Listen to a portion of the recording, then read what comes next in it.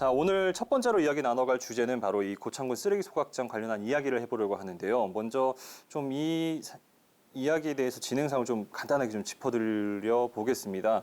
좀 이게 어디서 발생한 거냐고 살펴보니까 고창군 아산면의 계산리에서 이제 쓰레기 소각장을 설치하겠다 고창군이 밝히자 거기 근처에 사시는 이제 지역민들께서 반대를 하고 계시는 건데요.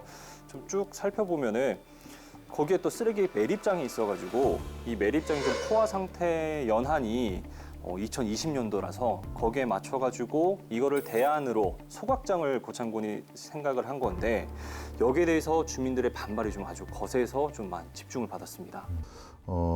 고창군에서는 당시에 네. 우리는 할 거 다 했다. 그러니까 주민들 의견도 수렴했고 했는데 보니까 그 동네 사시는 분 의견보다는 안 사는 사람들의 의견을 중심으로 많이 됐었다라고 얘기를 해요.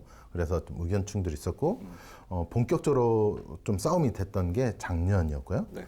뭐 그에 관계없이 고창군에서는 차근차근 지어가고 있었고 공정률이 한 30%의 근처에까지 왔었던 것 같아요.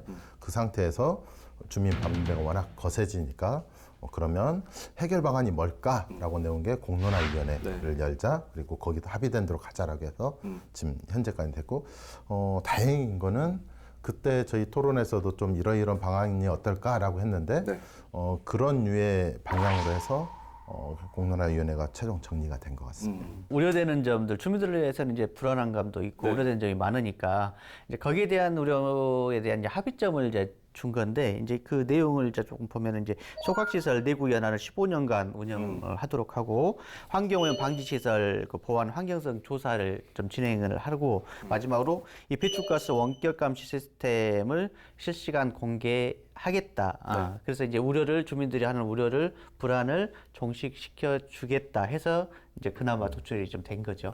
그러니까 주민들이 왜 불만을 갖냐면 쓰레기 소각장이든 쓰레기 매립장이든 어쨌든 쓰레기를 처리할 곳은 반드시 필요하잖아요. 그렇죠. 그게 그래서 예전에 합의를 해서 거기다 매립장을 만들었어요.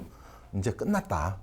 이제 끝나고 쓰레기 매립장 끝나니까 안전기를 거치면 거기를 다 개발을 하게 그런 예정이 있는데 근데 갑자기 거기다가 소각장을 짓는다는 거예요. 그러면 주민 입장에서 보면은 그 매립지 때문에 재산권도 피해보고 생활하는 데도 많이 불편했는데 이걸 다시 얼마나 더 하라는 거냐라고 할 수 있는 거잖아요. 그래서 이번에 아마 첫 번째 합의문 중에 하나가 내구 연한 15년 이 얘기가 나온 것 같아요. 왜냐하면 이걸 주구장창 하면 주민들은 계속 피해인데 좀 그 부분이 그래서 좀 강조되지 않을까 싶어요. 근데 이게 어떻게 보면은 쓰레기라는 거는 계속 배출될 게 자명하고 그렇지만 이 15년이라는 연한이 있을 때에 어떻게 보면 고창군과 지역 주민 사이에서의 또 다른 갈등이 봉합됐지만 이 터질 그 기한이 15년이다라고도 바라봐지는데 이게 괜찮을까요?